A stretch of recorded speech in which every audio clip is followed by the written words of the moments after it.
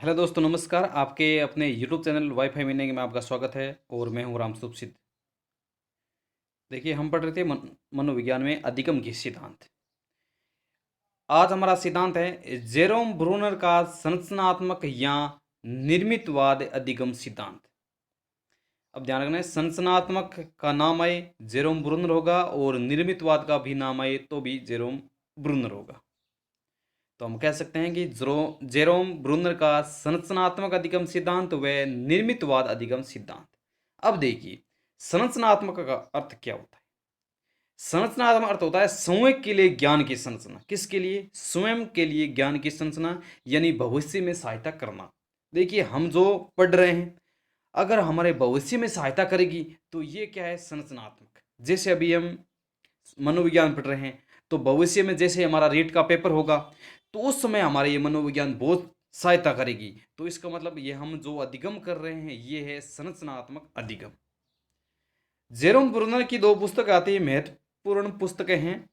काफी बार परीक्षा में भी पूछी जाती है कि ये पुस्तकें किसकी है।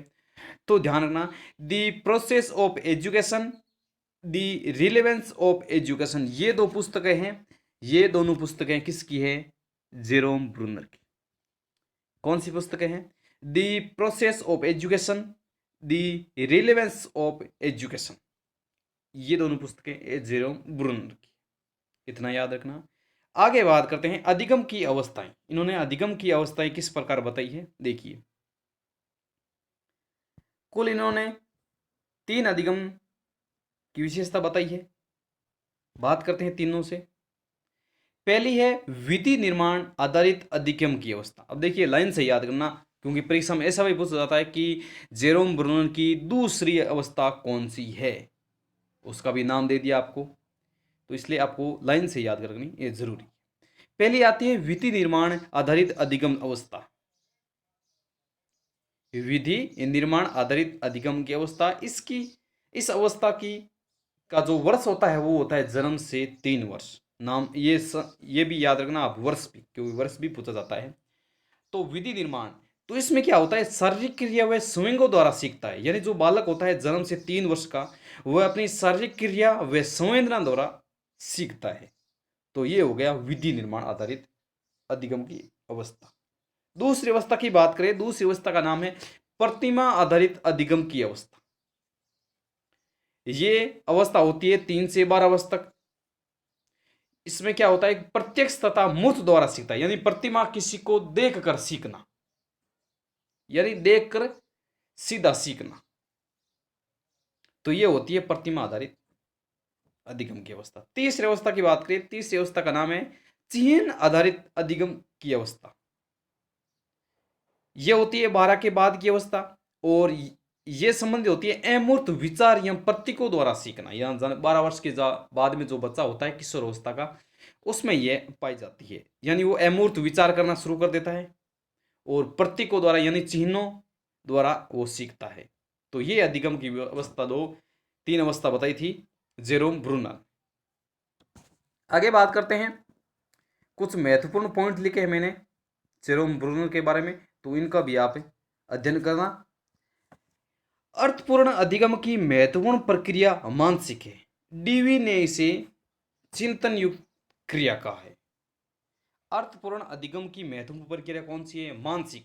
और इस मानसिक प्रक्रिया को डीवी ने चिंतन युक्त क्रिया कहा है, क्योंकि जो चिंतन होता है वो कहाँ होता है? मानसिक यानी मस्तिष्क में होता है।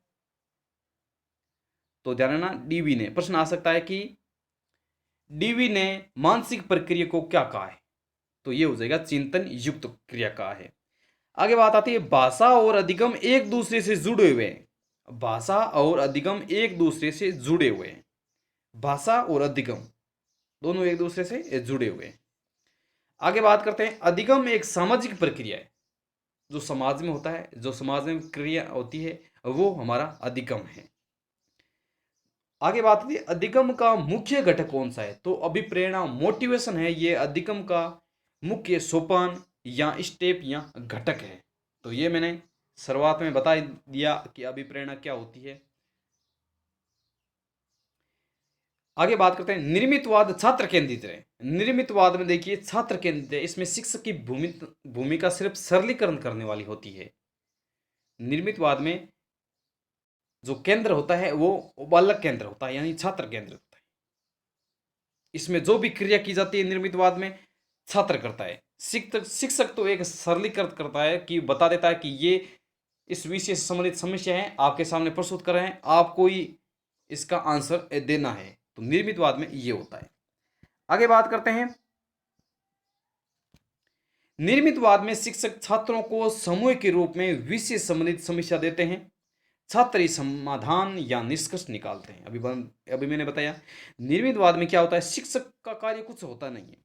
शिक्षक सिर्फ छात्रों के समूह, यानी 4-5 छात्र होते हैं, उनका समूह होता है, और शिक्षक का जो विषय होता है उस विषय संबंधित समस्या दे देते हैं बच्चों को, और उसका जो समाधान या निष्कर्ष जो भी निकलता है वो छात्र ही प्रस्तुत करते हैं। और जो शिक्षक की भूमिका होती है वो क्या होती है, सरलीकरण करने वाली होती है।